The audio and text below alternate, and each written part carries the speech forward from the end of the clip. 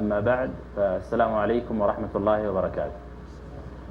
أحيي الأخوة جميعا وأشكر لهم حسن ظنهم وتجشمهم للصعاب والمجيء إلى هذه الجلسة التي نأمل من الله عز وجل أن تزيد من رفعتنا في الدنيا والآخرة، أن تزيد من وعينا ومن علمنا، وأن تكتب لنا من العبادات، لأننا نتحدث في علم مما امتدحه الله عز وجل، وهو العلم بكتابه، ما بين قال الله وقال رسوله.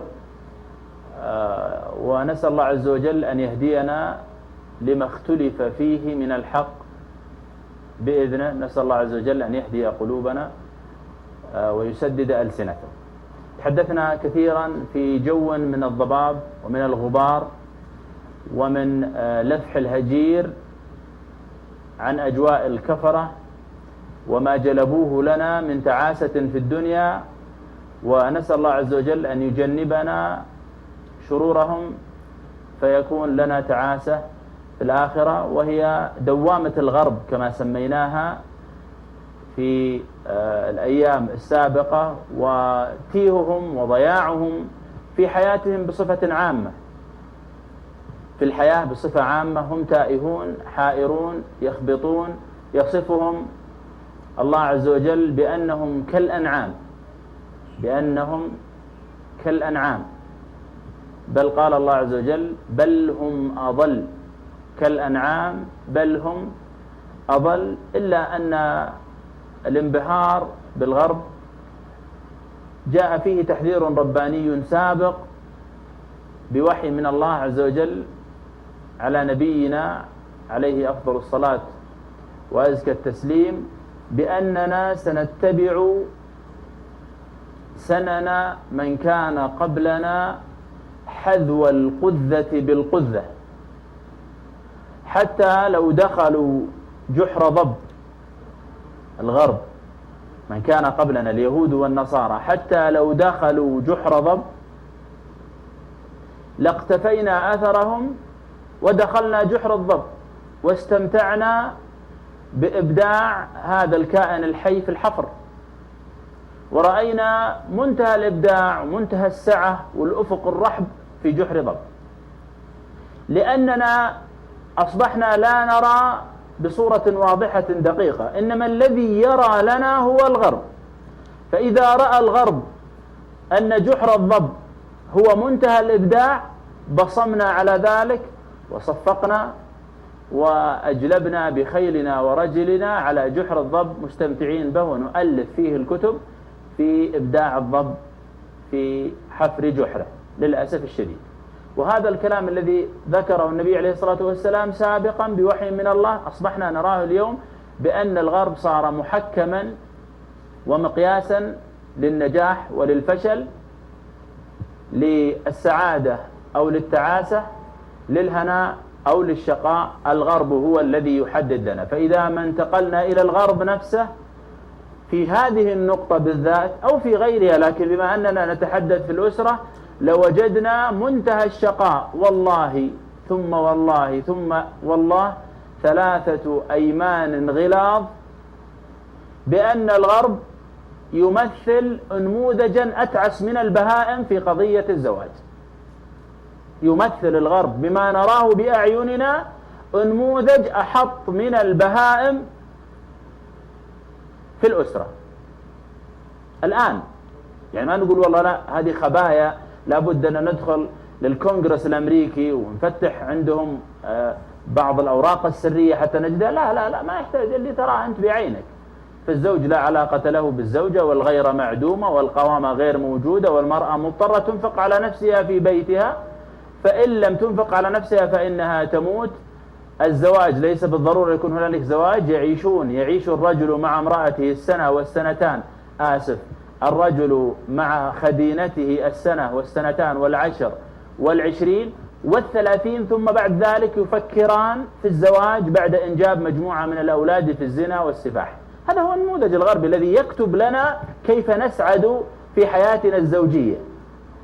ثم يأتينا من يدافع كمن يدافع عن جحر الضب دون أن يشعر، وما يدري لأنه جالس يدافع عن جحر الضب، بمعنى أن الرائي البسيط، الرائي العادي غير المتعمق غير المتخصص، إذا رأى نموذج الغرب في الأسرة فإنه يؤمن إيمانا كاملا بأن البهائم أكثر هناء في عيشتها من أولئك القوم، لأن الله عز وجل وصفهم بأنهم كالأنعام بل هم أضل، لأن البهائم لديها نظام دقيق في مجال الأسرة. حتى ولو رأينا أن الذكور تنزو على الإناث إلا أن هنالك لديهم أنظمة يسيرون عليها، والمتأمل في ذلك يجد دقة، لا نقول دقة توازي ما لدى الإنسان، كلا، لأن الإنسان أرفع وأعلى وأرقى، لكنه أفضل وأرقى وأعلى من الغرب،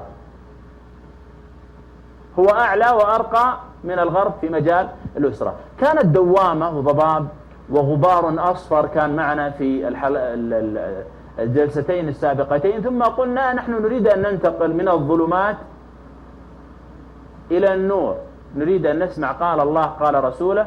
وهل الأسرة فعلا مختصرة في آيتين، الطلاق مرتان فإمساك بمعروف أو تسريح بإحسان، أو المودة والرحمة التي يذكرها الله عز وجل فقط؟ هذا هو كل ما نجد في الأسرة. إذا سمعنا خطيبا يتحدث جاب لنا هاتين الآيتين، أو رجل يتحدث في وسائل الإعلام جابها، يعني فعلا الأسرة فقط الله عز وجل اختصرها في آيتين فقط، أم أن هنالك مفردات كثيرة دقيقة عميقة بداخلها معاني كثيرة الله عز وجل هو الذي فصل فيها بنفسه سبحانه وتعالى، وإن كانت بين زوجين إلا أنها ما تركت للبشر من الدقة المتناهية التي يريدها الله عز وجل بين هاتين النفسين، الزوج وزوجه.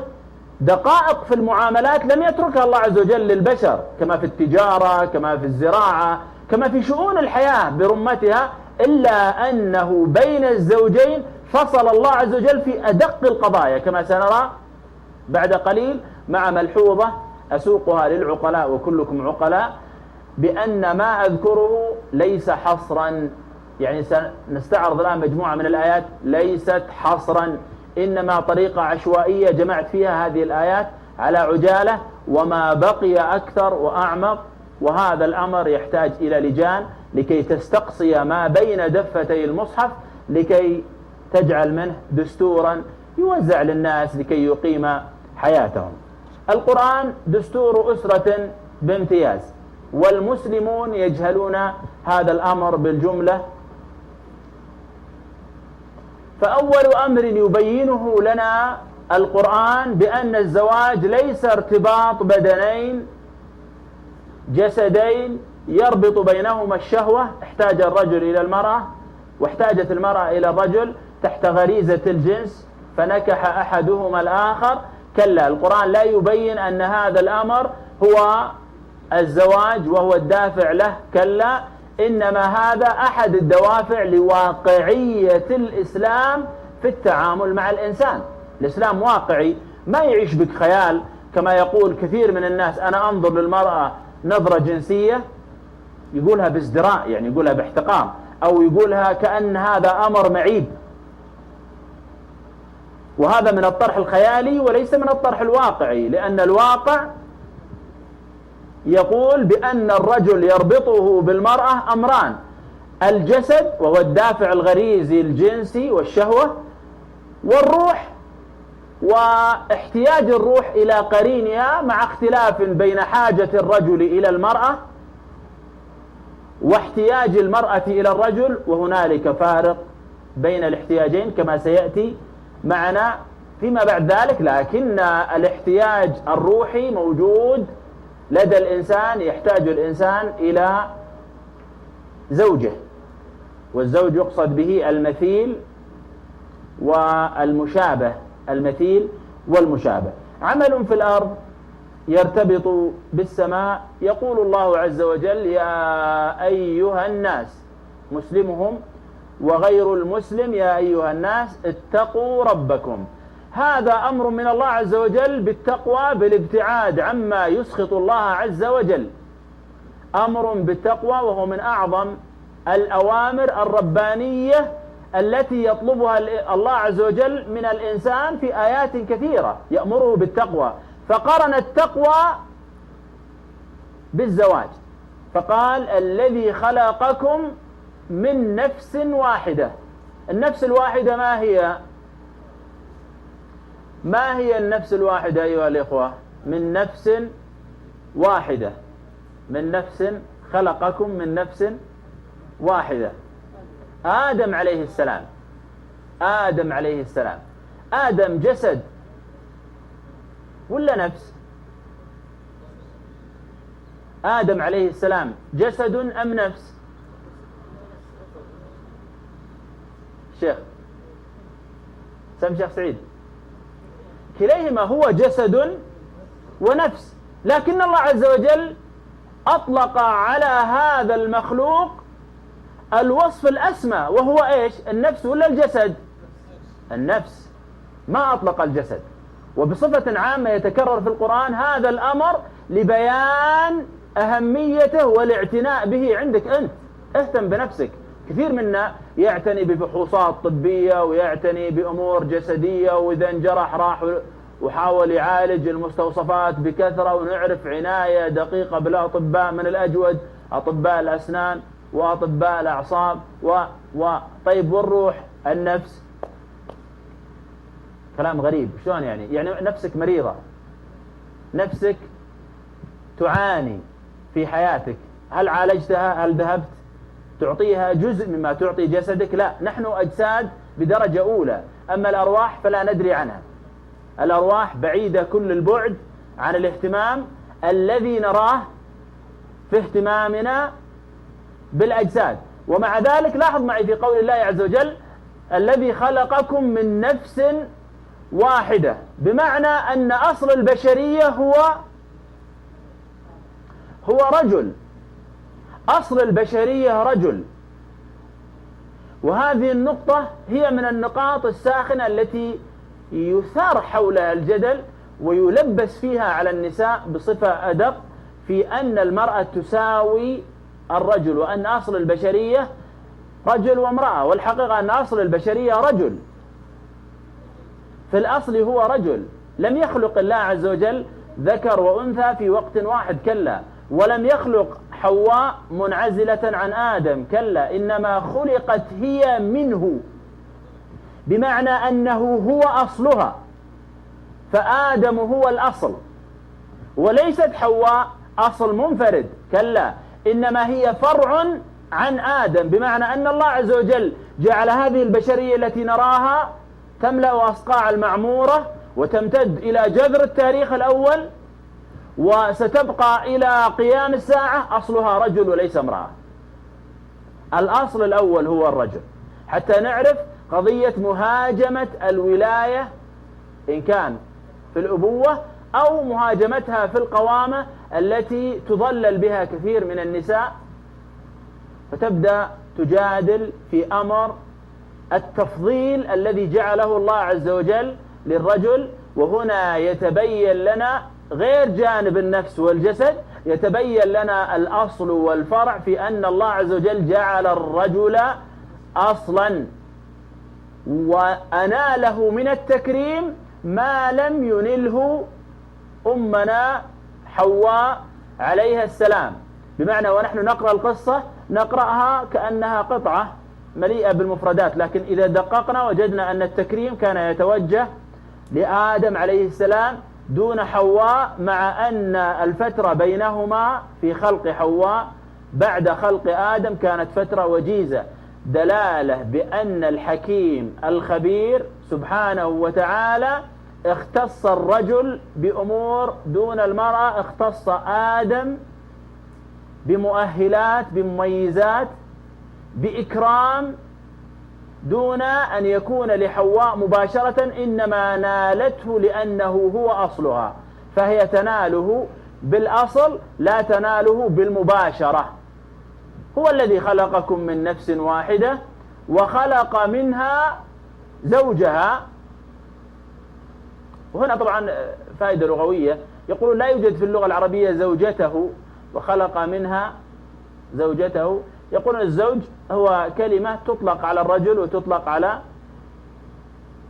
على المرأة، هي كلمة زوج تصلح للرجل وتصلح للمرأة، إنما نحن في كلامنا الدارج نسميها الزوجة وتجوز فيها كثيرا. لكن القرآن ما استعمل الزوجة، إنما يستعمل الزوج، خلق منها زوجها وبث منهما رجالا كثيرا ونساء واتقوا الله الذي تساءلون به والأرحام، اللي هي ناتجة من علاقة الزوج بزوجته، فعادت مرة أخرى قضية إرجاع هذه العلاقة إلى الدين. أرجعت هذه العلاقة إلى الدين حتى لا يغيب عن ذهن الزوج وزوجه أو زوجته بالمصطلح الدارج، لا يغيب أن علاقتكما علاقة دين، علاقة دين هي الأصل، هي المحور، هي التي نريدها. متى ما تحققت سارت عجلة الزواج، ومتى ما توقفت يتوقف الزواج، دون الالتفات للاعتبارات الأخرى التي جاءتنا من الغرب كما ذكرنا سابقا. الله عز وجل اختص آدم دون حواء بخصائص. من يذكرنا ببعض هذه الخصائص التي اختص الله بها آدم عليه السلام دون حواء؟ أمور تخص آدم دون حواء في الخلق الأول.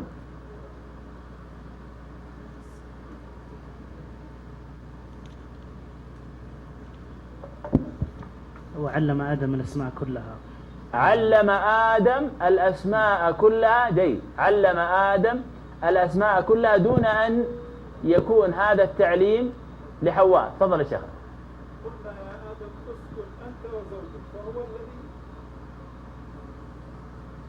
قلنا يا آدم اسكن أنت وزوجك، فالتوجيه الرباني، الخطاب الرباني إلى آدم، الخطاب لآدم، وليس في هذا الموضوع وحسب، وهذا من الأمثلة بالجملة. الله عز وجل يخاطب آدم، يخاطب آدم، وآدم يقوم بالتعليم لأهل بيته. جيد، تفضل. أمر الله عز وجل الملائكة بتكريم آدم لوحده بالسجود في حين أن حواء خلقت بعده، دلالة على أن يتضح للبشرية أن الله عز وجل أسجد الملائكة لآدم وهو الرجل في أساس الخلق. جيد، غيره. خلقه بيده، خلقه بيده، لاحظ، خلقه بيده سبحانه وتعالى، فأمر الملائكة أن ترفع أنواع الأتربة، التربة الموجودة في الأرض، ثم خلق الله عز وجل آدم بيده دون أن يخلق حواء بيده، إنما خرجت من ضلع آدم عليه السلام. جيد، خلق من ضلع الأيسر. وين التكريم لآدم؟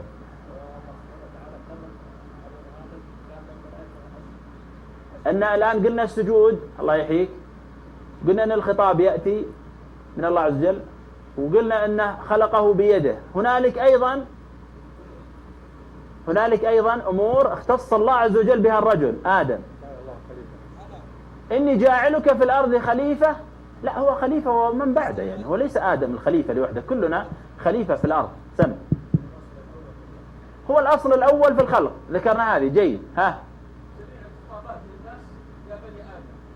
يا بني آدم ولم يقل يا بني حواء. ممتاز، هذه ملحوظة جميلة جميلة.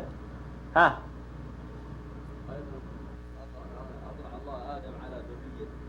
أطلع الله آدم على ذريته بأن مسح على ظهره، مسح الله عز وجل على ظهر آدم فأخرج من ذريته كل نفس منفوسة إلى يوم القيامة. جيد، غيره.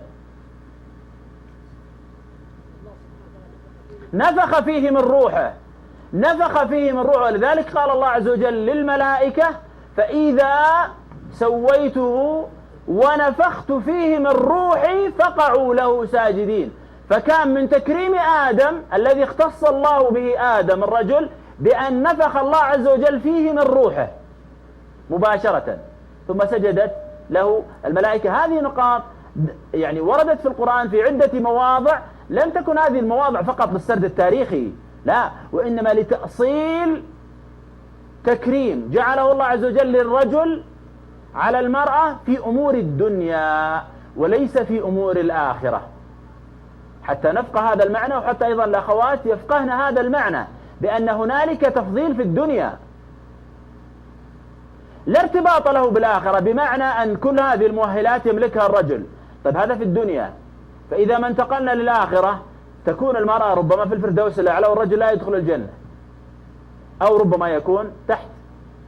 فليس بالضرورة أن هذا التكريم الدنيوي يدل على التكريم الأخروي، لا، وإنما عندنا أشياء كثير في الدنيا. عندنا أناس الله عز وجل أعطاهم المال ولا لا؟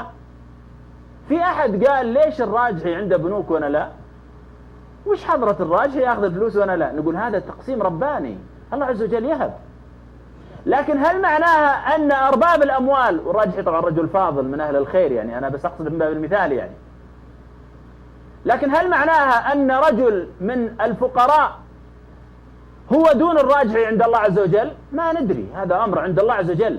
وارد أن يكون الراجحي خير منه، وارد أن يكون هو خير من الراجحي. ليس المال والتفضيل الدنيوي لا علاقة له بالتفضيل الأخروي، حتى لا يكون لبس في الفهم. عندما نقول إن الله عز وجل فضل الرجل على المرأة، نحن نتحدث عن تكريم منحة ربانية جعلها الله عز وجل في الدنيا.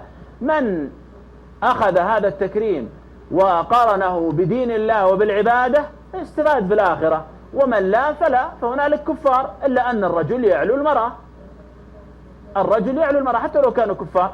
هذا تنظيم بشري الله عز وجل جعله في الدنيا. من وافق الفطرة هنئ في حياته، ومن خالف الفطرة شقي في حياته. هذا طبعا فقط نريد أن نقول أن أمر الزواج هو ارتباط عبادي، لا بد أن نعرف ما الذي يتفرع منه حتى نؤمن إيمانا كاملا بالله عز وجل وبما قسمه الله عز وجل من الأفضال بين الرجل وبين المرأة. الزواج مرتبط بالآخرة، مرتبط بالسماء، كما يقول الله عز وجل: والذين آمنوا واتبعتهم ذريتهم بإيمان ألحقنا بهم ذريتهم وما ألتناهم من عملهم من شيء كل امرئ بما كسب رهين. بمعنى أن حتى في يوم القيامة الله عز وجل يعيد هذه الأسرة مرة أخرى، فإن كان الأب في درجة عليا ألحق الله عز وجل ذريته به وزوجه على ما كان منهم من نقص، من باب إكمال النعيم للوالدين، من باب تمام النعيم في الجنة أن يلحق به الذرية في الآخرة. بمعنى أن هذه الأسرة ليست ارتباط دنيوي كما يوحى لنا وكما نقرأ في الكتب، دون أن يقال أن الرجال وزوجته ارتباط. وكما ذكرنا سابقا قضية النجاح، وما النجاح أن نكون مع بعضنا حتى في الآخرة، هذا هو النجاح. وهذا لا يتحقق إلا إذا سرنا وفق ما أراده الله عز وجل وأمر به. نحرص على السنن كما نحرص على الواجبات، حتى تكون عندنا أسرة ترتبط في الدنيا كما أنها ترتبط في الآخرة. من ضمن الآيات: ادخلوا الجنة أنتم وأزواجكم تحبرون. ادخلوا الجنة أنتم وأزواجكم، كما يقول أهل التفسير أن الأزواج هو الرجل مع زوجته، تحبرون أي تفرحون وتنعمون وترتعون في جنات النعيم. هم وأزواجهم في ظلال على الأرائك متكئون. أيضا من باب النعيم أن يكون الرجل مع زوجه، والمرأة تكون مع آخر زوج تتزوجه في الدنيا، لأنها إذا مات زوجها أو طلقت فإنها تلحق بآخر أزواجها. التكوين الإلهي للنفس أنه للإنسان أنه من نفس واحدة، فهو زواج للأنفس وليس زواج الأبدان وحسب. وهذا ما يجده الأعزب من الشقاء والضوضاء، ضجيج في حياة الأعزب، يجد الراحة والسكون والاستقرار، بل وكمال الشخصية، كمال شخصيته بعد الزواج. والرجل الحاذق يدرك من كلام مخاطبه إن كان متزوجا أو أعزب، يعرف من كلامه. وهذا في الغالب دعك ممن شذ أو رجل غير مستقر في شخصيته، لكن بالجملة تعرف من كلام صاحبك إن كان أعزب أو كان متزوجا. شو الفارق؟ نقول هنا جاء اكتمال الروح، النفس بدأت تهنأ وتستقر، فبان عليها قدر من النضج. حتى أن بعض الشباب يقول بعد ما عقدت ملكت، ما بعد صار زواج، ما بعد دخل، يقول حسيت اني رجال دبل، يعني حسيت اني كأني رجالين مع بعض، يعني ماني صرت اوقف، صرت اتكلم زين وعندي الاشاره، الخفه والطيش عندي بدا يهدى. يقول بديت المس هذا الامر في شخصيتي بعد ساعات من كتيب اخضر صغير. مو بهذا هو اللي يحدد شخصيته، لا، وانما بعد ان دخل في اول طريق الزواج بدا يشعر باختلاف شخصيته. فكيف اذا دخل وهنئ بزوجه وعاش معها، هنا يبدأ يتغير عنده كامل الشخصية، إلا أن يحرفه عن هذا الأمر إفساد معين يبعد عن الموضوع. إذا كان عنده ربع في استراحة ومراهقين والعزاب أفسدوا عنده شخصيته، إذا هو صاحب اطلاع على أطروحات فاسدة تبدأ تغير شخصيته،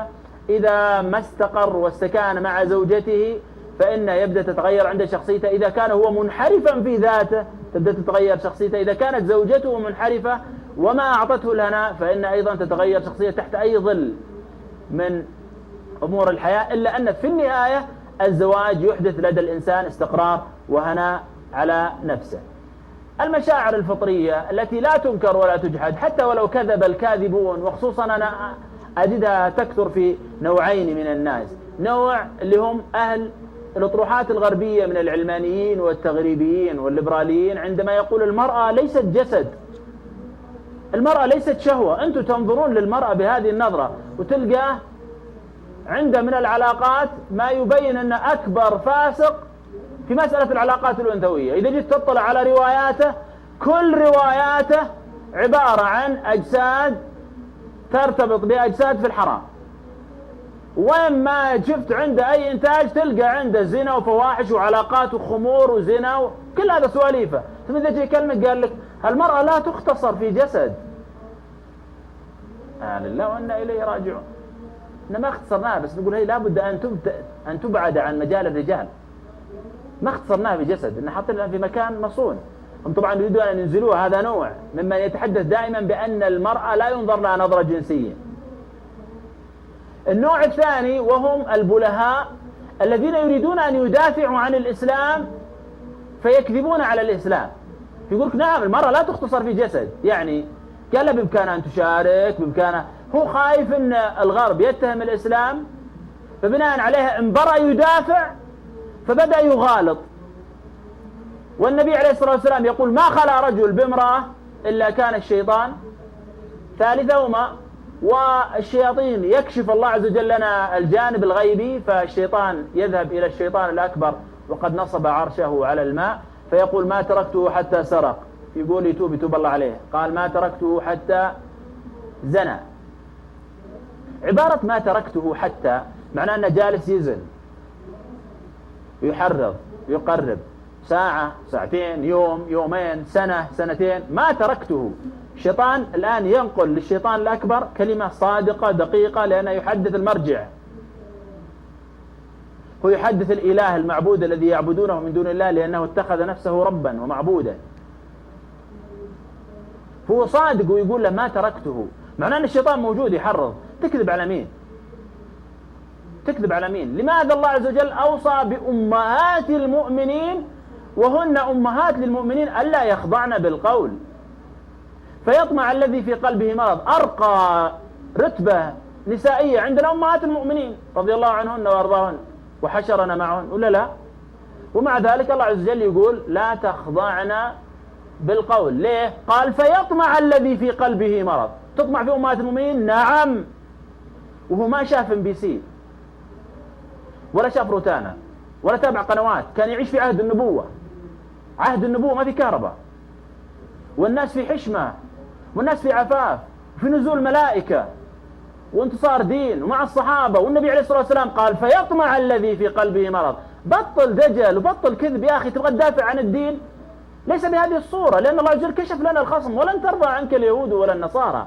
ما يحتاج تكذب على الدين، والله لا أنت مرضيهم حتى تتبع ملتهم، فلا تخرب ديننا وانت في الأخير مو براضين عنك. في النهاية هذه ما لا لحقنا رضاهم ولا كسبنا ديننا. وفي النهاية نقول المشاعر فطرية، الرجل يميل للمرأة ميل جنسي، والمرأة تميل للرجل ميل جنسي. هذا كلام واضح ولا نحتاج أن ننقضه إلا في حالة أن يكون الرجل عنده خلل، مرض يحتاج يعالج. رجل مريض لا يشعر بالفطرة، أو امرأة عندها خلل مريضة فتحتاج إلى من يعيدها إلى الفطرة. بس أما الوضع السوي الطبيعي، الوضع السليم اللي ما فيه إلا كل عافية، الرجل يحتاج إلى المرأة احتياجات عدة من ضمن الاحتياج الجنسي، وليس هو الأصل في الزواج كما قلنا، إنما الدين هو الأصل. لكن نحن نتحدث عن المشاعر الفطرية عندما يقول الله عز وجل زين للناس حب الشهوات من النساء هي من شهوات الدنيا التي يهنأ بها الرجال. فمن لم يجد فإما أنه ليس من الناس وهذا غير صحيح، وإلا أنها لم تزين له وهذا غير صحيح. إذن هو رجل زين له حب الشهوات إلا أن عنده خلل من الأخير. وهذا طبعا سنتحدث عنها في عداوة الشيطان، أنه في حالة الإصابة بالأمراض الشيطانية كالسحر والمس والعين هي التي تحدث مثل هذه الأمور، فتجعل الرجل لا يرغب في زوجته، تجعل المرأة لا ترغب في زوجها كما سيأتي معنا بعد قليل. نمط العلاقة التي بين الرجل وبين المرأة يحددها الله عز وجل، يقول هو الذي خلقكم من نفس واحدة، كما ذكرنا سابقا النفس الواحدة هي آدم، وذكر النفس دون الجسد، قال وجعل منها زوجها، قال الله عز وجل ليسكن إليها.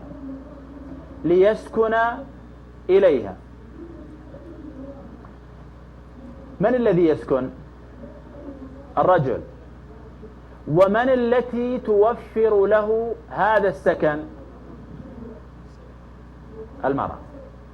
إذن الذي يسكن هو الرجل، والتي توفر له السكن هي المرأة. تقسيم أدوار في الحياة، تقسيم أدوار الذي قسمها هو الله عز وجل.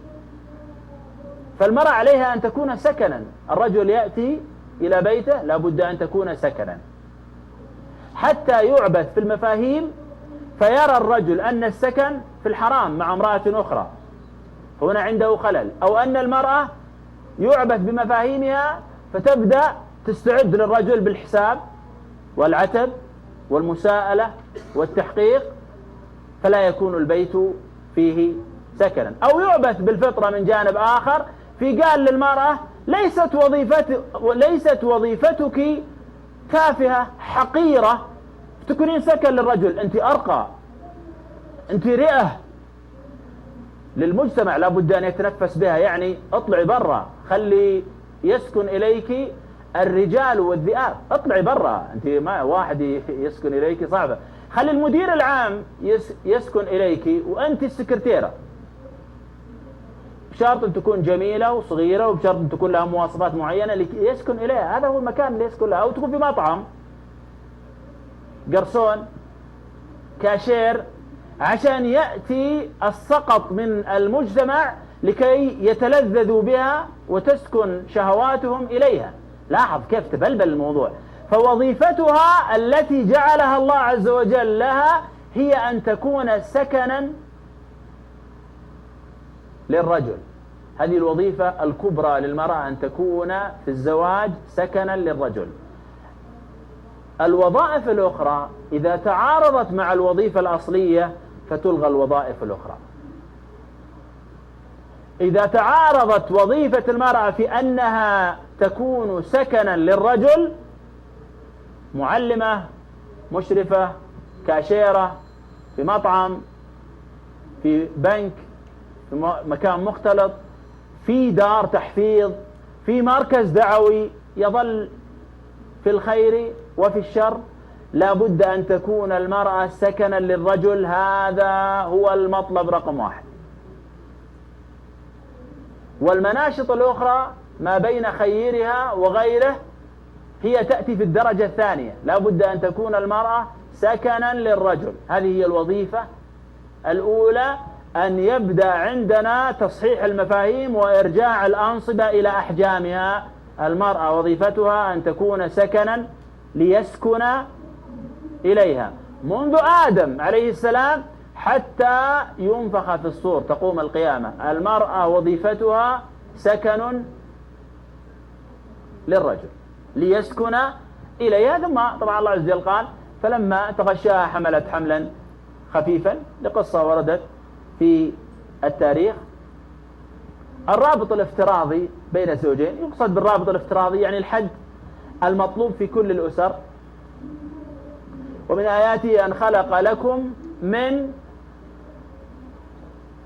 نرجع لقضية الأنفس، من أنفسكم، يعني فيه رابط نفسي بدأ يذوب، بدأ يدمر عندنا هذا الرابط النفسي تحت هذه المدنية للأسف الشديد التي اختصرت المرأة وقولبتها في قالب الشكل. صارت الحرمة ميتة منقطع قلبها على قضية الميك اب، اللبس، كيف القصة، كيف جسد جسد جسد، لبس جسد، تلبس أجلكم الله الحذاء جسد، كيف تبرز للناس جسد جسد جسد جسد، على حساب الروح التي هي المطلوبة في الحياة. حتى في الزواج المطلوب هو الحياة. وأقول هذا الكلام بمرارة وأسف أن هذه الحالة المزرية سبقت المسلمات فيها الكافرات. هذه الحالة المزرية من اختصار المرأة في شكلها والاهتمام المفرط إلى حد البذاذة، إلى حد الغثيان، هي موجودة لدى المسلمات بصورة لا توجد ما يقارنها عند الكافرات. وتشوف أحيانا في القنوات الفضائية، خلنا من القنوات الفضائية، الخادمات يجونا مو بحريم، بالرغم من عدم إقرار مجيء الخادمات، لكن أنا أقصد الكلام هو واقع مرير نعيشه. مو بنسوان اللي جايين تقعد سنتين ما حطت لا كحل ولا روج، سيعترض معترض بيقول يا أخي خادمة تبغاها تحط، يقول يا أخي عندنا بزران حطوا لهم روج يا أخوي، بزران يا أخي ما بعد لا صار توها بلح، ما بعد صلح حطوا لها فيه. بل اللعب عندنا خلنا من البزران، اللعب اللي بيعونا من زيادة التزييف والغش والخداع، يجيبون لك اللعبة فيها روج وكحل. طيب خلونا من معلش آسفين، يمكن يجي واحد يقول الخادمات ووضع الخادمات ولا فهم الصورة. تعال المستشفيات، ادخل المستشفيات وانظر إلى أي جنسية غير عربية، ما تلقى العالم شخصة أبدا. ما في الهبال الزايد هذا في مسألة الشكل والسعار. سعار حمى الوادي المتصدع في الشكل، عندنا حمى غير طبيعية عند النساء، وللأسف ما وجدنا من يوقف هذه المهزلة. لا الرجال قاموا بدورهم قيام صحيح، ولا النساء العاقلات الفضليات، وأخص النساء الحاضرات معنا، ما كان لهم دور واضح في إيقاف هذه المهزلة الموجودة في المجتمع. بل بعضنا حتى الصالح صار يجاري. وهذه الآفة وإن كانت عند النساء بنسبة طاغية إلا أنها موجودة أيضا عند الرجال، لكن بنسبة أقل. أصبحنا يا جماعة الخير حتى الرجال اختصرنا وضعنا في أشكالنا، وصرت والله يتكلم الشاب أو الرجل والله شكله ثوب زين وشماغ زين ومهتم، والله ما عاد ندري من الغني من الفقير صراحة. ليه؟ مهتمين جدا بلبسنا والعناية به ومرتبين أنفسنا. والجوال أول ما حصل الراتب الدبل كل الناس راح يشتروا جوالات. هبال مجانين. يعني أصبح الشكل والديكور الخارجي 100% مهم، ما أفرط فيه. لو يجيني راتب زيادة ما راح أسدد الدين، لا أضيف إلى شكلي. ليه؟ لأن الشكل هو الأساس، أما النفس فلا نفس لها أهمية عندي ما فيه. مع أن النفوس هي التي نحيا بها، والله عز وجل لا ينظر إلى صوركم ولا إلى أجسادكم، ما ينظر لها، لا أننا ننظر لها.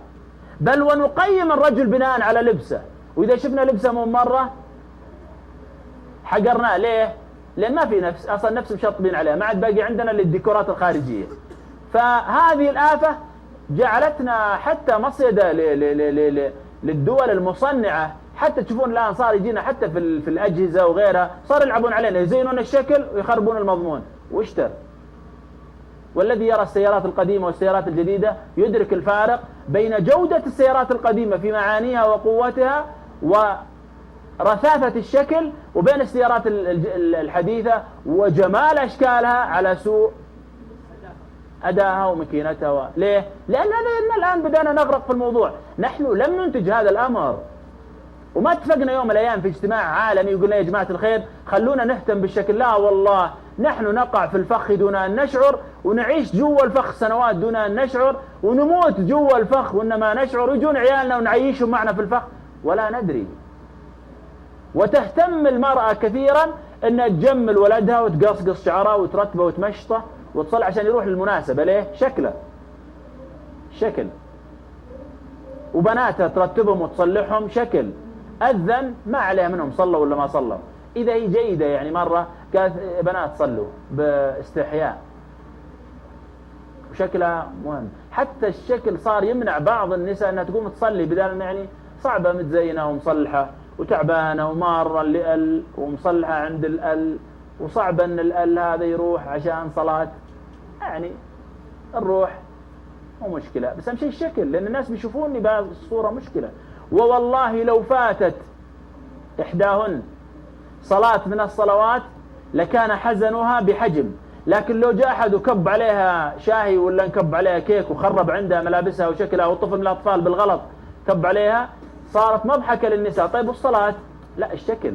حتى نعرف إلى أي مدى نحن أسارى، نحن أسرى مساجين لهذه الآفة. أبعدنا النفس وقدسنا الشكل والمظهر، فأصبحنا في تيه. ولن تعود الحالة التي يريدها الله عز وجل من الاستقرار إلا عندما أن نعود إلى الأنفس ونقيمها تقييم أعلى، ونعود إلى الأجساد فنخفضها خفض تام. أسئلة جاءتني من الأخوات بالأمس أقرأها اليوم، مسألة الشكل وأنا بتجمل عند أهل زوجي، يعيون علي، يرفضون أني أتجمل عندهم. الذي يتتبع سيرة النبي عليه الصلاة والسلام والصحابيات يجد النصوص الشرعية توضح وضوحا تاما أن المرأة لا تتجمل في حياتها إلا للزوج. هذا هو الوارد في حياة النبي عليه الصلاة والسلام وفي حياة الصحابة، أن النساء في عهدهم ما تتجمل المرأة مطلقا إلا في حالة أن تتجمل لزوجها. إن عندنا العكس، الاهتمام الأكبر في الزينة والجمال للناس والأقل للزوج أو لا شيء للزوج. ولا نريد أن نجدد جروح موجودة لدينا، بقدر ما نريد أن ننقل الفائدة أن الأرواح هي الأهم. الرجل يحتاج إلى روح أكثر من حاجته إلى جسد. ما أقول أن الجسد غير مهم، لا والله، حتى لا يفهم الكلام خطأ. لا، نحن ابتدأنا بقضية الجنس والاحتياج من الرجل والمرأة، إلا أنني أعيد أقول إن الروح هو الباقي ممتد، والجسد حاجة مؤقتة نحتاج لها ثم تنتهي، نحتاج لها ثم تنتهي. الجسد مثل الأكل، نشبع ونجوع. أما الروح فمثل الأكسجين، طول الوقت نحتاج له. ما يمكن واحد يعيش فترة من غير أكسجين، حتى نعرف فقط الأهمية في الأمرين. قال الله عز وجل لتسكنوا إليها، رجعنا إلى السكنة مرة أخرى حتى نعرف أن هذه الألفاظ ألفاظ ربانية لها معان واضحة دقيقة تعاد للمرة والمرتين والثلاث، لأن الله عز وجل يريد أن يعيدنا إلى فطرتنا، ويريد أن يجعل نمط للعلاقة بين الزوجين واضحة. لا بد أن يفهم الزوج والزوجة مهمة الزوج ما هي ومهمة الزوجة ما هي. أعاد لتسكنوا إليها وجعل بينكم مودة ورحمة. المودة والرحمة طبعا كلام كثير عند المفسرين، لكن نحن بالجملة نقول المودة والرحمة هي ما كان من الترابط الروحي، والرحمة إذا فقدت المودة تبقى الرحمة. والبعض يقول أن المودة هي الجماع والرحمة هو الولد، وكلام طويل. والمودة هي الحب والرحمة هي التعاطف، وكلام يطول في هذا الموضوع. لكن خلاصته أن بقي لنا 5 دقائق كما تقول الإدارة. خلاصته أن هنالك رابط من المشاعر بين الزوجين، ويوجد رحمة من الزوج لزوجته في الغالب، كما أن الزوجة يكون لها رحمة للزوج. إن توفر هذا الأمر فهذا هو أعلى وأسمى المراتب. إن لم يتوفر فإن الحياة لا تنقطع شرايينها وأوردتها. طبيعة الرجل وطبيعة المرأة مهمة، لأن كثير من الأزواج لا يفهمون طبيعة النساء، وكثير من النساء تريد أن تقارن زوجها بها وفارق بين الاثنين، تجي حرمة تقول لزوجها ليش تبغى تتزوج علي؟ وش ناقصك؟ هي تفهم أن الزواج نقص، لأنها تطبق تركيبة الرجل على تركيبة المرأة. هذا الكلام غير صحيح. الله عز وجل خلق الرجل مختلف عن المرأة. فإذا ما جينا نقول هو مو بنقص، تبغى أن تفهمين هذا الأمر، أنت كم عندك من ولد؟ تقول 3. تبغى الرابع؟ قالت إيه؟ أنت بصحة 4 وأنت ودينهم. لا، تقول طبيعة المرأة لو عندها 6 أحسن، يطلع 8 أحسن. هذه هي طبيعة المرأة في نظرتها لأولادها. الله عز وجل خلقها تتقبل 2 3 و4، تركيبتها تقبل. ما في حد يجي يحاسبها يقول خلاص 4 وين 4 كثير والله ما أدري تغطين. لا، هذا كلام رجل لا يفهم التركيبة الموجودة التي خلقها الله عز وجل عليها. نقول الرجل خلق على هذا الأساس أنه يقبل أن يتزوج 2 و3، ليس نقصا في الأولى. لا، فالنبي عليه الصلاة والسلام أحب النساء إليه عائشة، ومع ذلك يذهب معها إلى معركة ذات الرقاع ويتزوج عليها في المعركة ويرجع بزوجته، وهي أحب النساء إليه. فالقضية ما لها علاقة في نقص. هل تزوج لأن مرته الأولى ناقصة؟ أكيد بينهم مشاكل، حتى صارت هذه اللوثة موجودة في المجتمع للأسف الشديد، يقولها العاقل وغير العاقل. ليه؟ لأنهم يقارنون الرجل بالمرأة، أو ربما لا يفهمون طبيعة الرجل ولا طبيعة المرأة، فبناء عليه ما تزوج إلا أن عندهم مشاكل أو ما يحبها أو في بينهم سر ما نعرفه. لا والله يمكن مرته هذه أفضل من الثانية، ولو بيتزوج بعد 20 ما صفوا عند الأولى لا في طيبة ولا في جمالة لكن رجل بطبيعته يتزوج. ولذلك بعض النساء أحيانا تضع سؤال استفهام استنكار أو تكلم بالجوال تستشير، تقول تصدق ما أدري وش لاقي في الشغالة. كلام صحيح، لأنها تقيس الرجل بنفسها. الرجل الله عز وجل جعله يتزوج 4 ويأخذ أيضا من الجواري يتسرب 10 و20 و100. الله خالق بهالصورة. الله سبحانه وتعالى هو الذي خلق أنسجته وخلاياه وعظامه وعقله ورغبته. الله عز وجل هو الذي خلقه. أأنتم أعلم أم الله خلق بهذه الصورة؟ وخلق المرأة مقتصرة على ربع رجل أو ثلث رجل أو نصف رجل، أو في الحالة القصوى إذا ما قدر تأخذ رجل كامل والله يعينها، لأنها لن تستطيع أن تستوعب الرجل.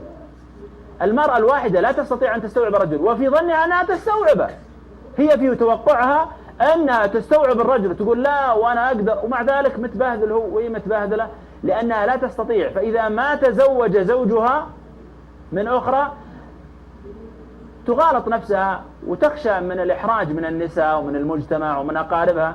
يعني في إحراج لأن المجتمع سيء للأسف الشديد، ويعامل هذا الأمر بتحريض المرأة على زوجها وبإفساد ما بين الزوجين. لكنها ستجد أنها ارتاحت يوم ورتبت حالها وجلست مع عيالها ونامت معهم وصار في ترابط وتواد، والزوج يوم ابتعد عنها فرجع مشتاقا إليها، صار في شيء المرأة تدركه، لكنها تغالط نفسها بحكم أن الإعلام طبل وأفسد والمجتمع طبل وأفسد والرفيقات والزميلات في الدوام، وقد أسميتهن في كتاب المرأة البحر سميتهن مستشارات الشيطان، لأنهن في وضع من الزن والحن وإفساد المرأة على زوجها لدرجة إفساد البيوت للأسف الشديد. وهكذا دوليت. أنا أريد أن أتوقف عند طبيعة المرأة وطبيعة الرجل عند هذه الآية: وإن خفتم ألا تقسطوا في اليتامى فانكحوا ما طاب لكم من النساء مثنى وثلاث ورباع. هذه الآية نزلت في من تولى شأن يتيمة أنثى، فلما وصلت إلى مرحلة البلوغ أن أراد أن يتزوجها يخشى أنه لا يعطيها مهر مثل غيرها، فقال عز وجل: وإن خفتم ألا تقسطوا في اليتامى تعدلوا في مهرها، اتركها تزوج غيرها، انكحوا ما طاب لكم من النساء مثنى وثلاث ورباع. وأنا أريد أن أركز على كلمة هي من قول الله عز وجل: ومن أصدق من الله قيلا ومن أصدق من الله حديثا. ما قال الله عز وجل فتزوجوا النساء، قال ما طاب. هنا قال ما طاب. ايش معنى طاب؟ يعني يطيب للرجل أن يتزوج مثنى وثلاث ورباع، يطيب لهذا الأمر، هي من مشكلة، مي بعويصة كما يشاع ويثار أن قضية الزواج من ثانية وثالثة مشاكل وبلبلة وتفتح على نفسك باب، وأنا والله بيتي راكد ما ودي أفسد. الله عز وجل يقول طابة، وهذا يقول هي مشكلة، هي مصيبة، هي عويصة، هي بتخلق لي أنا، تفتح لي بيبان من جهنم. أنا ما أبغى الأمر، أنا وضعي ساكن ومستقر وش يرجع لك. احنا نتحدث عن الطبيعة البشرية التي الله عز وجل قالها نصا في القرآن: ما طاب لكم من النساء مثنى وثلاث ورباع، لأن الأمر بيد الرجل، لا كما الآن يدار ويثار في نزع القوامة من الرجل وإبعاده عن منصة السيادة ومزاحمة المرأة له، تبدأ تناقشه في حق من حقوقه. المرأة تقول حقوقي ولا لا؟ ونسمع اليوم لنا الآن 100 سنة نسمع عن حقوق المرأة، حقوق المرأة، حقوق المرأة. ولا انتبه، حق المرأة هذا الله عز وجل بيسألك عنها. ولو جاء واحد قال والله المرأة أنا سويت لها نوع من الظلم كذا، يهاجم الشيخ والعاقل والعالم، كل الناس يهاجمونه، معهم حق، معهم حق. أنا ممن يهاجم من يظلم المرأة. فإذا ما جينا لحق الرجل في التعدد لقينا الجميع يهاجم الرجل. حرمة تهاجمه، أمه تهاجمه. جماعة الخير، يوم حق المرأة وانتم ناشبين في حلقي وأنا طالع الظالم، يوم جاء حقي طبيته مع المرأة ضدي. يا جماعة الخير انصفوا، يعني مو معقولة. الرجل أليس من حقه، حق له من الله عز وجل أن يعدد؟ حق له، الله منح إياه.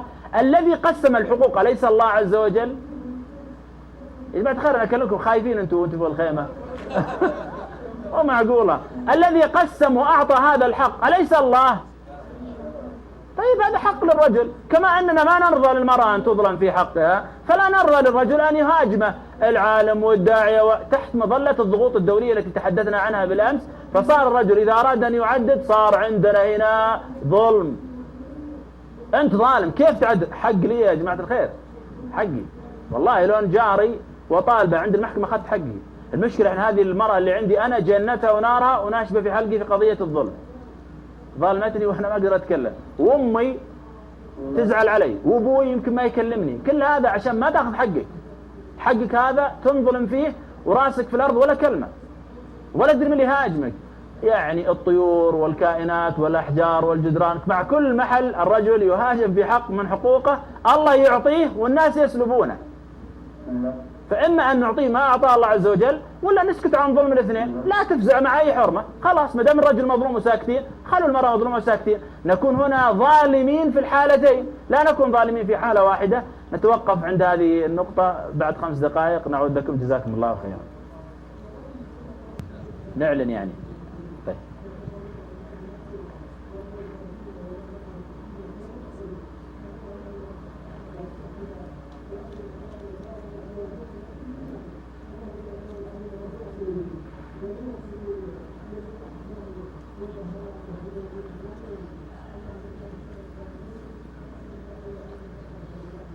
بسم الله الرحمن الرحيم، والحمد لله والصلاة والسلام على خير خلق الله نبينا محمد وعلى آله وأصحابه أزكى الصلاة وأتم التسليم. أما بعد، فامتدادا لما كان يدور معنا قبل قليل، كيف جاء ذكر الأسرة في كتاب الله عز وجل، كيف جاء ذكر الأسرة في كتاب الله عز وجل في مواضع. هذه بعض تلك المواضع كنت أطمح حقيقة أن نستعرض كل ما لدينا من الشرائح، لكني سأحاول قدر المستطاع أن أستعرضها على عجالة، حتى وإن كانت مكتنزة بالفوائد، لكننا سنحاول قدر المستطاع أننا ننهيها اليوم، حتى نترك لقاءنا الختامي بإذن الله يوم غد بإذن الله سيكون عن القصص التي جاءت تخص الأسرة بداخل كتاب الله. هذه الآن أحكام، كنا سننتقل إلى القصص، أسر داخل القرآن الكريم وماذا نستنتج منها. نحن نتوقف الآن عند قضية الواقعية، والقصد من الواقعية هي عدم الرحيل مع الأحلام. الواقعية هي عدم الرحيل مع الأحلام والحديث في خيال القصاص وكتاب الروايات في الرومانسية الحالمة، وكما يسمى بالحب الأفلاطوني بين الزوج وزوجته، والغراميات والورود والزهور، وكتابة أول حرف من اسمه مع أول حرف من اسمها على شجر الصندل، ونجيب عصفورين كناري وغيرها من هذا الجو. الذي ضخم وعظم. وأنا لا أتحدث عن أن هذا الجو هو جو خاطئ، لا، جاءتني بعض الأسئلة تتحدث عن فهم أنني كنت أقصد الحرب على هذا الأمر، بينما أنا لم أحاربه، لكنني أنا أصغر الحجم الموجود في الأذهان إلى الحجم الطبيعي الذي يناسبه، بمعنى أن هذا الجو إن وجد فهو جميل ورائع، إن وجد فهو جميل ورائع، إن لم يوجد فلا يعني ذلك أن الرئة أو القلب الأسري سيتوقف.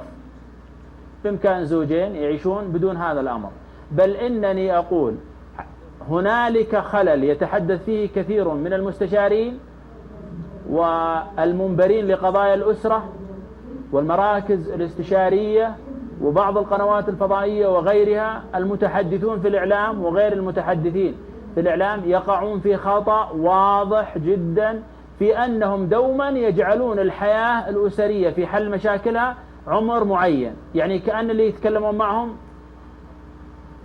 متزوجين في 8 سنوات 9 سنوات الأولى. طيب ممكن اللي يكلمك ل 22 سنة. تعرف معنى 22 سنة؟ يعني ممكن يكون جد، وصل إلى مرحلة من العمر لا يناسب أن تطالبه بما تطالب به زوج مع زوجه في ال3 سنوات الأولى. يختلف الأمر، مختلف هذا عن هذا، حتى في الشرع مختلف.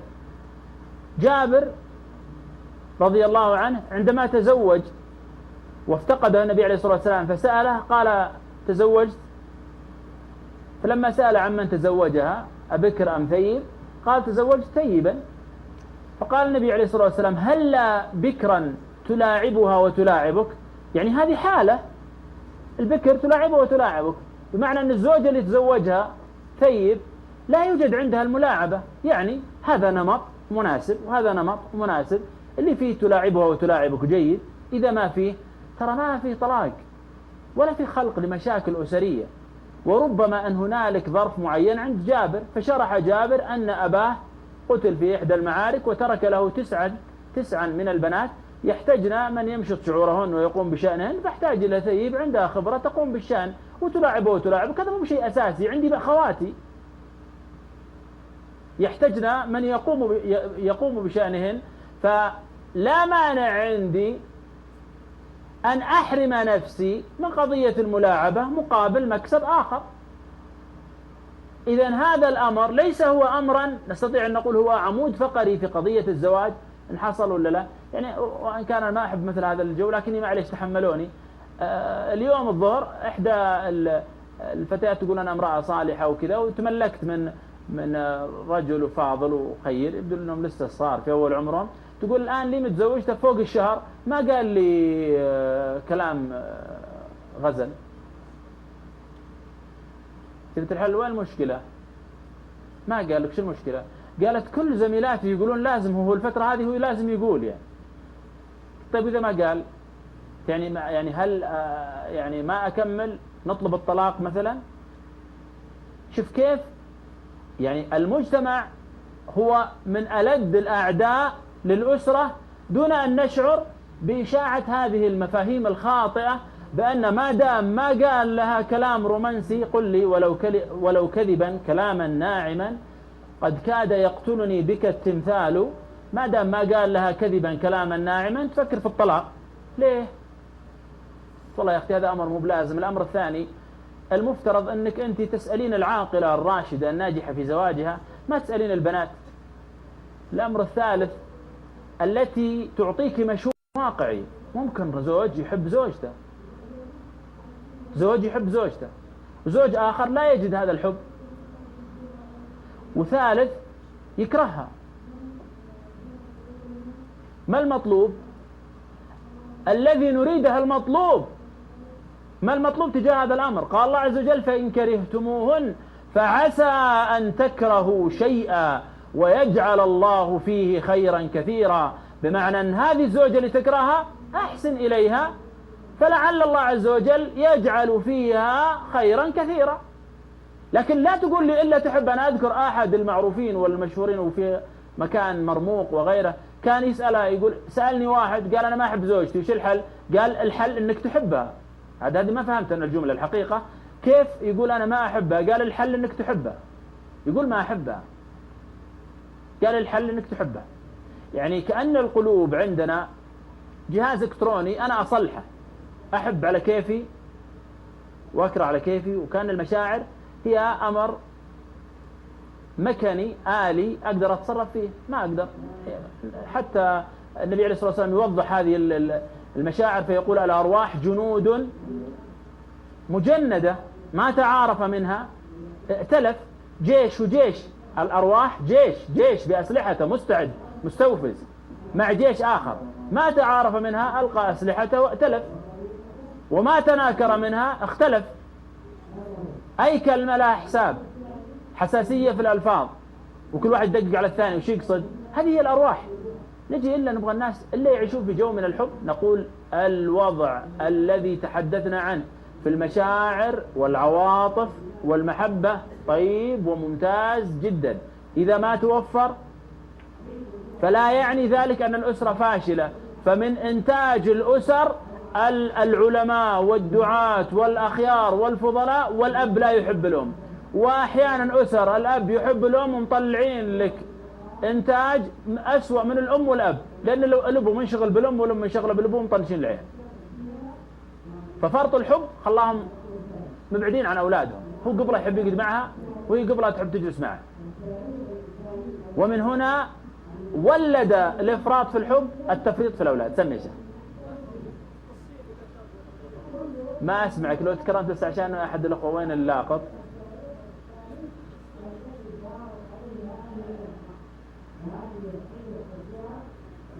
لا اللي معك أجود يا شيخ.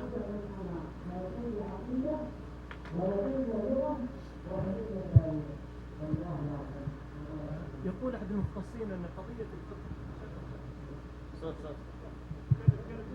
يقول أحد المختصين بأن قضية الحب لابد أن تكون بين الزوج والزوجة لقيام الأسرة، لابد. أما قضية البر فليس الحب أساسي في قضية البر للوالدين. فممكن أن تعطف، ممكن أن ترحم، لكن ليس شرطا أن تحب. يقول أحد المختصين محسوب يعني على إن الله يحييك جالسين لنا هذا ثالث يوم وإن نتكلم في المختصين. ثالث يوم إن نقول هذا قال الله قال رسوله. الله عز وجل يقول فإن كرهتموهن فطلقوهن، لأن لا يمكن تقوم الأسرة. حتى نعرف أن هؤلاء المختصين إنما اقتبسوا من الغرب.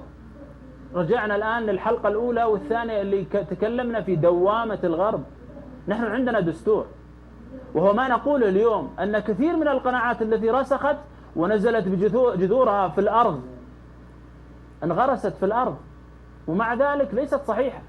هذا كلام الله بين أيدينا. فإن كرهتموهن عاشروهن بالمعروف. طيب أكرهها، لا يمكن أن يكون في خلاف في أن هذه اللفظة تدل على الكره، لأن المعاني كلها لا يمكن أن تكون في الدقة مثل ما يقول الله عز وجل فإن كرهتموهن. القائل هو الله، ولا يمكن لأحد أن يصف مثل ما يصف الخالق لما خلق. هذا الشعور الله اللي يخلقه وسماه كره. قال فإن كرهتموهن، اللي تلقاه في نفسك واللي يلقاه في نفسي واللي يجده في أي شخص في نفسه تجاه زوجته، يبغضها يكرهها، يطلق لأن الأسرة ما تقوم. لا لا لا ما تطلق. الله عز وجل يقول عسى، وعسى في حق الله واجبة. يعني ليست المشاعر هي التي تقود، بل لو كانت المشاعر موجودة ولم يكن هنالك إقامة لدين الله وشرعه يطلق الرجل زوجته والزوجة تطلب الطلاق. ليست هي الأساس. لكن هؤلاء المختصون ضخموا جانب الإشباع العاطفي الذي أنت معنا ظهر من يومين أو كذا تحدثنا عن ذلك سابقا. معلش يا أخوان نحاول أننا أهمية الدين. يقول الله عز وجل ولا تنكحوا المشركات حتى يؤمن ولأمة مؤمنة خير من مشركة ولو أعجبتكم. وهنا لي وقفتان مع هذه الآية، وإن كنا نريد أن نستعجل لكن على عجالة ما في مشكلة. يقول الله عز وجل ولأمة مؤمنة الإيمان. الآية لا تتحدث عن أي ميزات أخرى، تتحدث عن كفر وإيمان. المؤمنة خير، الذي أعطاها الخيرية الذي خلقها وخلقك. حتى نعرف جانب الدين ما له علاقة بمشاعر. مؤمنة خير من مشركة، حتى ولو كانت المشركة عندها مؤهلات الإعجاب، كل ما يعجب البشر، لا شكل، لا نسب، لا تصرف، لا أداء، لا رقي، لا نظافة، لا تعامل، لا اتيكيت، لا برستيج، لا كل ما في راسك، كل ما في رؤوس البشر ولو أعجبتكم. المؤمنة رغم ما فيها من الخلل والنقص، حط في راسك جميع ما تستطيع أن تنتجه من نواقص في المرأة، إذا هي مؤمنة فهي خير من المشركة، ولو كانت المشركة فيها جميع المؤهلات التي يستطيع العقل البشري أن يستنتجها، حتى نعرف عظمة الإيمان عند الله عز وجل. ثم قال الله عز وجل: ولا تنكحوا المشركين حتى يؤمنوا ولعبد مؤمن خير من مشرك ولو أعجبكم. ثم قال الله عز وجل حتى نعرف أن العملية مي بزواج، ليست ارتباط بعقد نكاح، لا، قال الله عز وجل: أولئك يدعون إلى النار. مهي بمرتك وعاجبتك وكافرة تراها تدعوك إلى النار. ثم لما جاء يتكلم عن المؤمنة ما قال والمؤمنة تدعو إلى الجنة، قال والله يدعو إلى الجنة، لأن المؤمنة تدعوك إلى ما يدعو الله عز وجل له. والله يدعو إلى الجنة والمغفرة بإذنه ويبين آياته للناس لعلهم يتذكرون. هذه نقطة مهمة واضحة في الزواج وضوح تام. ولو أعجبتكم بمعنى أن الإيمان أكثر من أي صفة أخرى، وحتى تستطيع أن تقربها أكثر. المرأة الملتزمة الصالحة المتدينة المحافظة على عفافها وعلى صلاتها هي أرجح من المرأة التي لا يوجد عندها هذه المؤهلات من الفسق، لكنها فنانة في لبسها وفي تعاملها وغيره. يظل الإيمان هو الذي يعلي شأن المرأة، وما قيل في المرأة يقال في الرجل. الضوابط المالية، وهذا بوابة كبيرة في الموضوع، لكن الإسلام يأتي بوضوح لكي يقول: وأنكحوا الأيام منكم، حتى نعرف أن الزواج الله عز وجل لم يترك هذه الأمور للناس، وإنما أنزلها في كتابه حتى نعرف أن الزواج ليس أمرا دنيويا. حتى الرجل الذي ليس لديه مال نقول لا تتزوج، كون نفسك، كما تحدثنا في وقت مضى عن مشكلة كون نفسك. يضيع منك 6 ابتدائي، 3 متوسط، 3 ثانوي، جامعة، أنت تتقلب في فرن من الشهوات والجنس والدعارة، نقول مو مشكلة تمارس العادة السرية، تغازل، ليه؟ لازم تكون نفسك عشان الحلال. طيب بعد ما تتخرج نقول لا، توك الآن متخرج، أنت الآن توك واصل الشاطئ، باقي بينك وبين الشاطئ وبينك تصل لبيتك، يبغالك لازم تجمع مهر وتصلح بيت وتشتري أغراض يعني برضو خذ لك 4 سنوات في فواحش وفي غضب الله عز وجل، مقابل أن تكون نفسك. وصارت تكون نفسك مصيبة. القرآن مختصرها علينا من بدري، يقول الله عز وجل: وأنكحوا الأيام منكم والصالحين من عبادكم وإمائكم إن يكونوا فقراء يغنهم الله من فضله. يعني متى يكون نفسه؟ هل يكون بعدين يتزوج، ولا يتزوج بعدين يتكون؟ لاحظ الآية تقول تراكم فاهمين خطأ. الآية يقول الله عز وجل: إن يكونوا فقراء يغنهم. يعني الغنى متى؟ بعد الزواج. اللي قاعد يجمع ومتبهذل والسيارة جاها حادث وبيقصد و4 سنوات ما تكفي، ثم يتسلف، ثم يضيع من عمره، في دجا عمره 26 27 تو يتزوج، بينما هو محتاج للزواج من عمره 15. عطيناه 11 سنة في أوج الشهوة، في أوج الطلب، في أوج الاحتياج، في أوج الانفلات، في أوج عدم الإدراك والحكمة، وفي أوج طروحات المراهقة والرفق بالمراهقين، والمراهق ما تقول له شيء. يعني الموضوع ما فيه حتى تزني يبغالك بس ورقة تروح للسوق أو في النت تعطيها امرأة، خلال أسبوع تصل للحرام. إنه وفرنا لها الحرام. حتى تروح للحلال يبغالك 11 سنة وتتسلف وتطلع ددسن أو ددسنين، والشاي بن عطاك من هنا، والناس كيف يتصدقون عليك، ومهر عاد 60 70 ألف.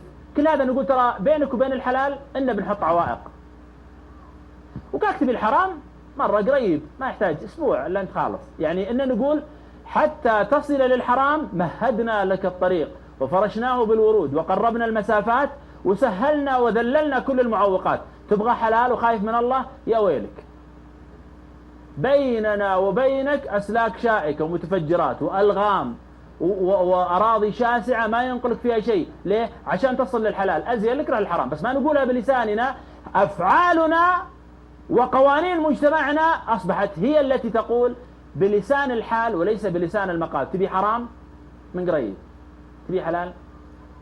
وهذه إشكالية العتب فيها علينا جميعا العقلاء. لازم يوقف هذا الأمر، يوضع له حد هذه النزلة. أما قضية المال الله عز وجل يقول عنه بهذا الكلام إلا إذا عندنا شك في كلام الله ووعده. وأنا أضرب مثل عند هذه الآية بالبنك العقاري. البنك العقاري الآن يقول للناس طلع اسمك، تبغى تأخذ الدفعة اشتري أرض. طيب يا جماعة الخير، الأرض ب200,000 300,000. إيه اشتري أرض. طب افرض أن البنك يكذب علي، أروح أشتري أرض وأتورط. قالوا لا، البنك لا يكذب. خل عندك إيمان بالبنك، خل عندك ثقة بالبنك أن البنك لا يكذب. وعدك البنك بإذن الله يعطيك البنك. يروح يشتري. ليه؟ لأن عنده ثقة بالبنك. ثم قالوا له ابن الدور الأول، بنى الدور الأول، قالوا يعطيك الدفعة الثانية. طيب افرض انهم يكذبون يا جماعة الخير، مو بشر. افرض ان الرجال ذا مات اللي موظف. قالوا لا، انت تتعامل مع بنك، البنك ما يكذب على أحد، إذا وعد صدق، لا يمكن يخلف موعد البنك. وتلقانا ماشيين ومصدقين البنك. ليه؟ لأن البنك محل ثقة. طيب الآن الله عز وجل يقول أنكحوا، أمر أنكحوا إن يكونوا فقراء. قال الله عز وجل يغنهم الله من فضله، يغنهم الله من فضله. قلنا والله يا أخوي إنما البنك أوثق. الله عز وجل على العين والرأس، بس والله ما بدنا نغامر. افرض لنا طيب مهما كان يعني وظيفة، يعني مهما كان، ونبدأ نحنحن لكننا لا نلفظ. موقفنا يقول والله يا أخوي البنك واضح مصدقين، بس ما نقدر نقول أن لا نثق في الله. لكن الحقيقة تصرفنا هو هذا هو. ربما لا نجرؤ على نطقها لكننا نتقن فعلها. ولذلك عمر بن الخطاب رضي الله عنه يقول عجبت لمن يشتكي الفقر، عجبت لمن يشتكي الفقر، كيف يغفل عن هذه الآية؟ فقير أنت تزوج يجيك الغنى، لأن الله اللي وعد. فتشتكي الفقر عليك بالنكاح. ثم قال عز وجل وليستعفف الذين لا يجدون نكاحا. رجل تقدم ما الاستعفاف، المرأة في بيتها ما جاءها أحد فلتستعفف لأنها لا تجد نكاحا. مكانة الزوج وما حصل عليها من التهميش والحرب الشرسة التي على كافة الأصعدة. الله عز وجل يقول الرجال قوامون على النساء، والقائم هو الآمر، الناهي هو السيد على النساء. ثم قال الله عز وجل نصا، قال بما فضل الله. من الذي فضل؟ من الذي أعطى هذا التفضيل؟ الله، بعضهم على بعض. والجانب الثاني قال وبما أنفقوا من أموالهم، بمعنى أن المرأة تستريح على أريكتها في بيتها وينفق عليها إجبارا. طيب المرأة غنية وارثة 3 مليون وشوي، والرجل راتبه 3000 وشوي، يجب عليه أن ينفق عليها رغما عنه، لأن الله عز وجل جعل التفضيل أحد أسبابه، القوامة أحد أسبابها وبما أنفقوا من أموالهم فالصالحات قانتات حافظات للغيب بما حفظ الله، اللي هو حفظ الرجل في ماله وحفظه في عرضه وحفظه في بيته. ثم قال الله عز وجل المؤهلات التي للرجل، قال واللاتي تخافون نشوزهن، مو بنشزنا، لا تخافون نشوزهن. بدأنا الآن في الخوف. مرأة لا تريد أن تطيع، النشوز هو عدم الطاعة، بمعنى أن الرجل بما أن الله عز وجل أعطاه القوامة فيجب على المرأة طاعته. طيب فإن لم وبدت عظوهن. وهذه نقطة يغفل عنها الفئام والعدد الضخم من الرجال، ما عنده استعداد يعلم امرته. وأظن والله أعلم أنني لو أطرح هذا السؤال على الرجال، ما الذي قدمته من العلم في أمر الزواج لزوجتك؟ ما يدري، ما عنده، يعني لا نجد أن الرجال قاموا بمهمتهم وواجبهم تجاه زوجاتهم. فهل تتوقعون أن الذي لم يقم بواجبه تجاه زوجته أنه سيقوم بواجبه تجاه أولاده في التعليم، أقصد في الدين. لا، اللي مهمل الرعيان في المرأة 100% بيهمل الرعيان في العيال، لأنه ما يعني هي تركيبة نفسية. اللي طنش أول مستحيل يعدل تالي، لأنك لازم تبدأ بالزوجة. متى ما صلحت الزوجة فأبشر بصلاح الولد. بل نجد أحيانا أن بعض النساء تكون على قدر من الصلاح والدين والتقوى والخوف من الله عز وجل والعمل من الصالحات والمسارعة في الخيرات، فإذا ما تزوجت أحدهم كان عاملا في هدم خيرها وهدم صلاحها وهدم دينها وهدم فعل الخيرات. صار الرجل معول هدم، لأن هو المفترض أن يزيدها، أن يعلمها، أن يقوم بالواجب. ما تبرع شرى مجلة أو شرى شريط للمرأة أو حضر بها محاضرة أو جلب لها من القنوات النافعة أو أجبرها على أن تحضر مع الخيرات الصالحات. لا، ما همه هذه أمور. لكن يعني نواقض الإسلام 10 عنده، والمصيبة التي ليس أكبر منها مصيبة أنه يلقى الغداء زايد الملح فيه. هذه كارثة. وكم مرة قال للحرمة ليش تزيدين الملح؟ الملح أهم من الدين. وهذا المفهوم يوجد عند عدد كبير من الناس، أن الحرمة لو تتأخر في طلعتها وقاعد يحتريها برا في مناسبة من المناسبات، جلس في السيارة ينتظر، دق عليها قالت طيب، تأخرت عليه، هنا سيقيم الدنيا ولا يقعدها، تقوم قيامته. لأن أمر هو نبه عدة مرات، ما تطلع، تتأخر، حرمة ما تفهم. لكنه لا يبالي أبدا في أن المرأة تفوتها الصلوات أو تتأخر في الصلوات. فمثل هذا الرجل كيف نطلب منه ما طلبه الله عز وجل؟ فعظوهن. وين تبغى يعظها؟ حتى نعرف أن كثير من المشكلات ما كان ينبغي أن تصل إلى ما وصلت إليه لو كان الرجل يقوم بواجبه الذي أمره الله به. فعظوهن. وهذا الوعظ مو بأني أقول كلمة يا بنت الحلال خوفي ربك، لا، لازم فعلا أن تشعر بأنك أديت الدور، أنك قمت فعلا بالوعظ بما تدين الله به، أنك شرحت له الأدلة والآيات. نساء كثير يتصلن يشتكين لما تيجي تشرح لها مكانة الزوج تقول والله إني ما أدري كم لك متزوجة، والله لي 10 سنوات، لي 13 سنة 13 سنة ولا تدري عن حق الزوج. وين ذا الزوج اللي ما علم المرأة وجعلها تقع في أمر قد يدمر آخرتها؟ وين الزوج؟ لكنها معلمها متى الأندية تتبارى والفرق ومباراة مدري بين مين ومين واللاعبين، وكان رجالا راعي خيول ولا بعارين علمها على الخيول والبعارين. اهتماماته الدنيوية المرأة بدأت تتعلمها لأنها مهمة عنده، لكن ما يخص الأسرة وسعادة الأسرة والواجب عليه قد أهمله. وهنا تحدث عندنا تطور المشكلات بسبب عدم القيام بالإجراءات الصحيحة للمشكلة. عظوهن، ما في اهجروهن في المضاجع. وليس المقصود بالهجر في المضجع هو أن تذيقها سياط الشهوة، لأن الرجال عندهم تصور أحيانا المرأة تذوق ويلات في أنها تعاني من الشهوة، والقصد من هذا الأمر ليس الشهوة وحسب، إنما إرجاع المرأة إلى منطقة العوز، يعني المرأة تشعر بأنها غير مرغوب فيها. هذا هو الشعور الذي يراد إيصال المرأة بأن المرأة ليست بأهمية عند الرجل. هذا نوع من العقاب. فإذا استنفذت الوعظ فانتقل للمرحلة الثانية، وهي مرحلة أن إذا جاء في وقت النوم أن الرجل يصد عنها ينام بالجهة الثانية، أو ربما ينتقل إلى مكان آخر. هذا هو المقصود، حتى تشعر المرأة بأن الزوج لا قيمة لها عنده، وأنها بادية تنقص أسهمها، مثل أصحاب الأسهم لما يشوفون المؤشر بالأحمر المرأة تشعر أن المؤشر بالأحمر. وليس المقصود هو حالة من الحالة الحميمية بين الزوجين. ثم إذا فعلا الرجل شعر بأن هذا المفعول قد انتهى تماما، انتقل للأمر الأخير اللي هو واضربوهن. وهنا نأتي للإشكالية التي افترسنا فيها أهل العلمنة والليبرالية، حتى صار عندنا الدعاة والمشايخ يخافون من هالكلمة.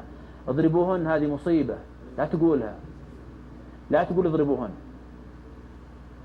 ليه؟ تشوه صورة الدين عندنا. حتى صار بعض كتاب الصحافة عندنا يكذبون على الله، يقولون اضربوهن يعني واضربوا لهن المثل، يعني اضربوهن يعني اضرب لها مثل. قلت تشوفين تصدقين ان فلانة كذا وتصدقين ان فلانة كذا، لأن الضرب الله عز وجل ما يأمر بالضرب. ومن نصبك أصلا تتكلم عن الله؟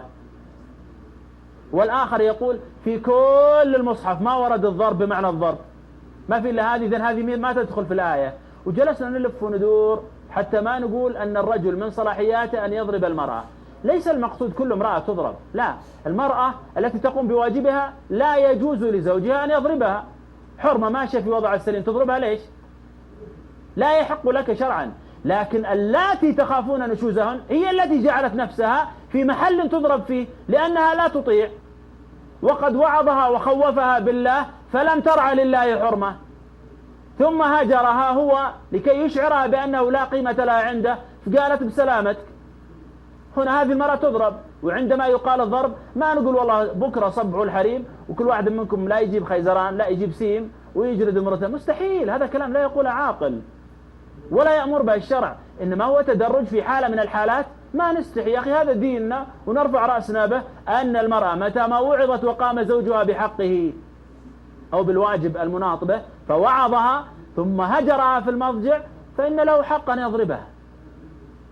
وقضية الضرب مبرح وغير مبرح فيها مسألة طويلة، فيها كلام طويل، هل يضربها ضربا مبرحا أو لا، كلام طويل، ولا يلزم أحد أن نقول والله إلا مبرح ولا غير مبرح. المرأة قد يجدي معها ضرب غير مبرح وقد يجدي معها ضرب مبرح.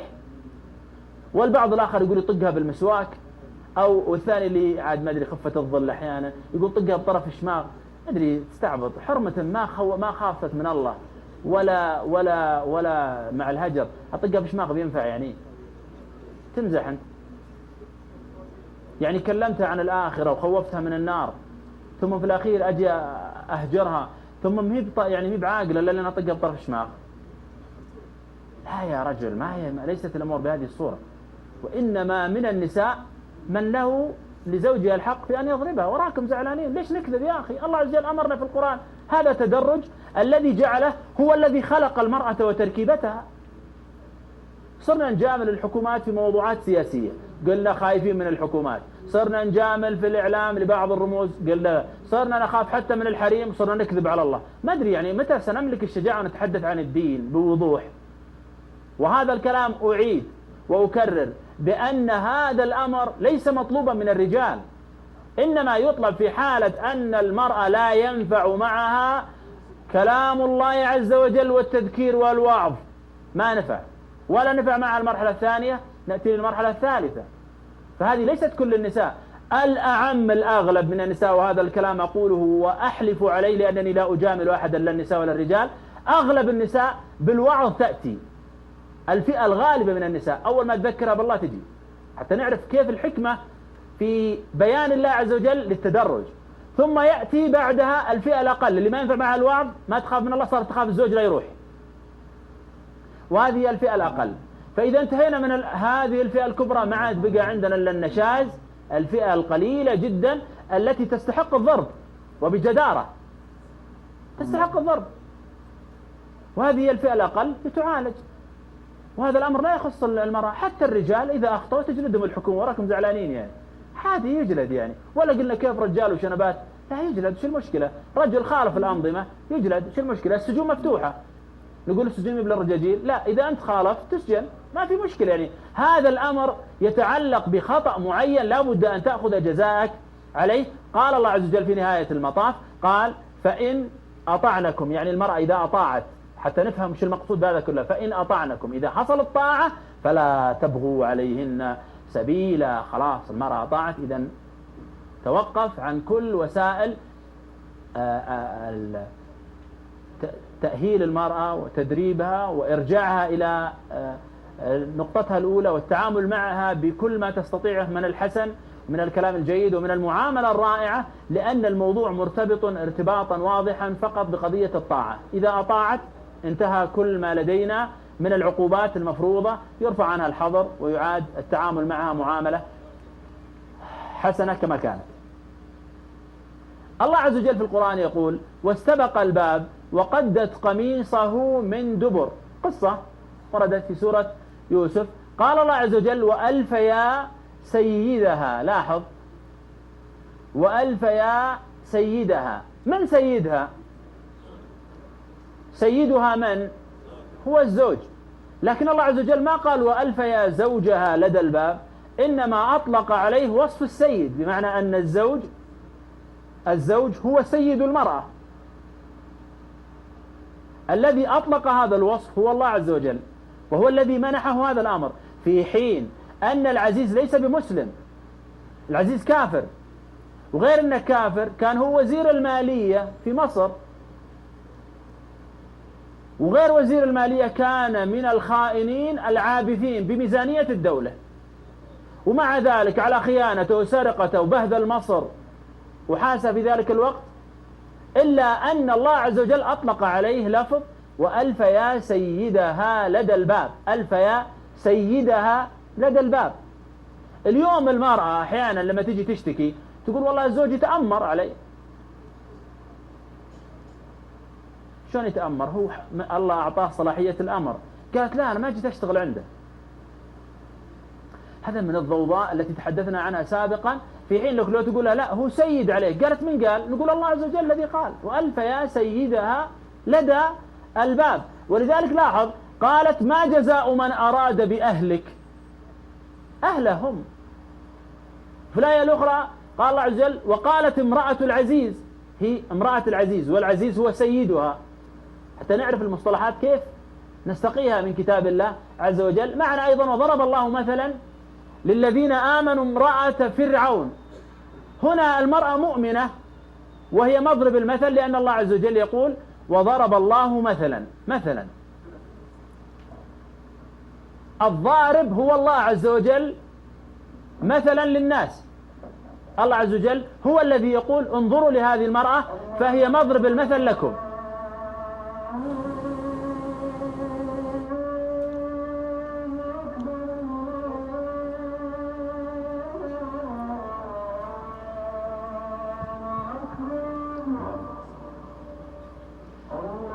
نكمل أيها الإخوة إن شاء الله في الحلقة الختامية إن شاء الله يوم غد بإذن الله. جزاكم الله خيرا، ومعنا جائزتين إن شاء الله في يوم غد بإذن الله. جزاكم الله خيرا، والسلام عليكم ورحمة الله. يا خيمة دعوية تزهو بها أبهى وتشرق حولها الأنوار. يا خيمة دعوية تزهو بها أبهى وتشرق حولها الأنوار. يا أيها الشادي ترى أن برهة قم حي أبهى فالأفاضل زار.